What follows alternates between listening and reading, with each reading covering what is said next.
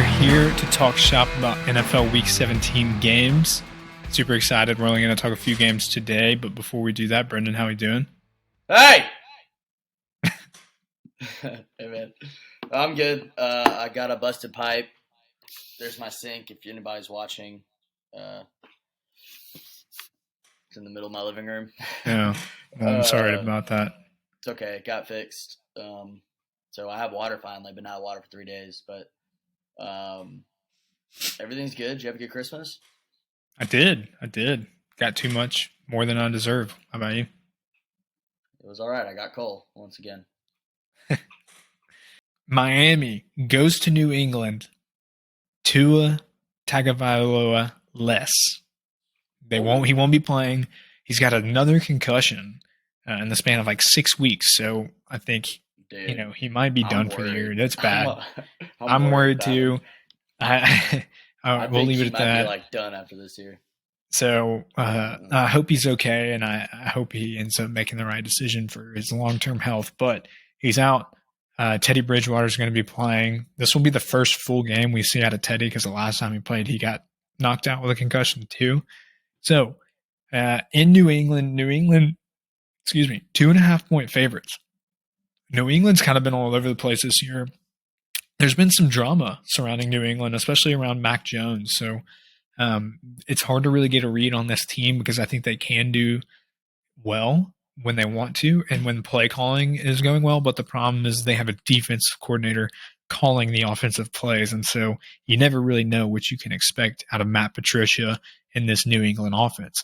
What you do know is that the New England defense is always going to play well or solid. They're not great, but they're solid, especially at home. Home is where the difference is made when their numbers look a lot better. So Mike McDaniel needs to win here to make a push for the playoffs. He knows it. The Dolphins know it. Everybody knows it. Can Teddy do it? Do you think, I was a firm believer when Tua went out last time that this offense would be able to pick up just fine. I think Teddy, is going to be a very, very serviceable backup QB. And I think this offense really won't be taking much of a step back. What do you think? I think Teddy likes to tease a little bit because whenever he ends up coming in for a quarterback, he'll play like really good right off the bat. And then if he has to be in there for an extended period of time, he just kind of regresses back to being a backup quarterback. But this offense is really easy to play quarterback in for, in comparison to, not to say I could do it, in comparison to other offenses, run after catch offense. So I think that they're going to be drawing up a lot of layups for Teddy, especially at the beginning of the game. Little short routes. Just you run Tyreek and Waddle going opposite of each other.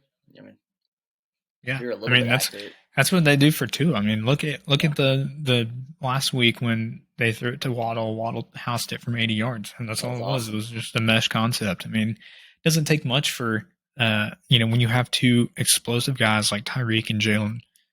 You can do just about anything at any given moment. So if Teddy can step in and make the right reads, I think they can do fine. But the question is, it's going to be tough because they're going into New England. And, I think that this defense in New England at home is a little more underrated than what people like to give credit for. Now, the question is will the Pats offense be able to, get it going? If Ramondre and Damian Harris are healthy and can go, then I think so. Now, Mac Jones, on a side note, I think he's a dirty player, and I never want him to win another game ever. But putting aside my personal feelings, if I was Mac Jones, I understand why he's so frustrated because a defensive coordinator is calling your plays. So it can be annoying. And you can really tell when you watch the Pats offense run that it's very elementary concepts. So, and the Dolphins defense is actually pretty solid, especially after they acquired Bradley Chubb. They're doing really well outside of, last week, but I think that was a little different due to Tua's 3 interceptions. But I do think they're, very capable of making sure Mac Jones and that and company don't really do much. So I kind of like the idea of the underdog Teddy coming into Gillette Stadium and pulling off an upset win. What do you think?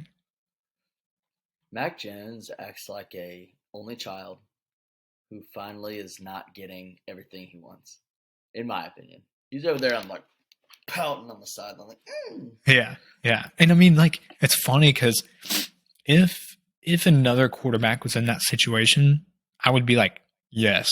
Like if Mac Jones was like a good person and a good player, testing his I'd be character. like, yeah, I'd be like, dude, I totally get you, man. Like Bill Belichick kind of fucked you over. A defensive coordinator is calling your plays and is leading your development in your younger stage. So I get it. Like you're kind of like toilet bowling this entire time. Like your time is running out. You're not getting any sort of knowledge transfer from a respectable offensive coordinator, and you're also a shitty player. So I don't feel bad for him. So and a shitty person. Look, if you don't believe me, go look up the Twitter videos of what Mac Jones does. It's pretty annoying. Whatever. I So digress. it's so cheap too, such It cheap is shots to where cheap. he won't get hurt at all, you know. But anyway, I don't think Mac Jones has the head for it, and there has to be internal issues, locker room issues, going with the way that he's just been acting Yeah, he like a gets on podcasts right now and starts bitching about his own team. yeah, Like it's what a retarded. scumbag, dude. Even if there are issues, you don't do that. Well, But I do think that being at home helps the Pats here. But like you said about their defense and what we were talking about with how they can run their offense, even with a backup quarterback, did they just lose Taron Armstead? Isn't he one of their tackles? yeah, Did they I just lose think him so. to injury? So Correct. that could have a bit of an effect with the Patriots defense, in the middle of the pack to top of the league. So Right. Right. I Well, still think that Miami can get it done though. I just don't think that the Patriots will have enough. The only way they win this game is if it's low scoring and if they're able to run the ball. It's the only way I see it. yeah. Yeah. I do too. And I mean, I don't think the weather won't be bad. It'll just be cold, so that really won't play into it. So again, Miami is 3 point away underdogs. The total's at 41 and a half.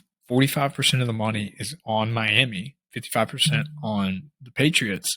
I really like, the idea of Teddy Bridgewater keeping his composure and being able to come in here and be serviceable and just do what Mike McDaniel tells him to do. And this is a couple weeks ago. This reminds me of a conversation we had about the Rams and Baker Mayfield when he played his very first game, and it was like, hey, he hasn't been here. He's only been here for like 2 days. But I think that Baker is a guy where it's like if Sean McVay is in his ear, the brains of Sean McVay is in his ear, pretty much dictating, hey Baker, this is what you're going to do on this play. Do it. Here's the read. Do it. I think it's the same situation with Teddy here. If Mike McDaniel's in his ear and is like, Teddy, this is your read, this is what you're going to do it. I think it's the same thing. He'll be just fine. He'll do well and be serviceable. So I like that idea, and it's all about the matchup here. And I think, albeit Bill has always been a mastermind, but putting a fucking offensive or defensive coordinator as his OC calling plays, I think that's where it's going to bite him in the ass. So Miami +3. I'm putting it on the board as my I like it. pick. I I'm like not it. touching the total because it's a little low at 41 and a half. Weather makes me more inclined to take the under, especially with a good New England defense and a good Dolphins defense with, again, Mac Jones. I don't think he's going to score much. Backup QB. I don't think he's going to score too terribly much, but I think they're going to do just enough to inch ahead of New England. So that's my take on that, but I'm not going to touch it. But Miami in the points. I like it. All right. Well, that wraps it up for the games we're going to talk about. You got anything else? I do have something. Harrison and I are playing each other in two leagues in the fantasy championship. Yeah. Harrison currently is spanking my butt in the one league we have where it's 2 weeks long, but that's okay. Um, So we'll see what happens in the other one. There's a chance. I think you have to beat me by like 42. I just want to wish you the worst luck of anybody ever.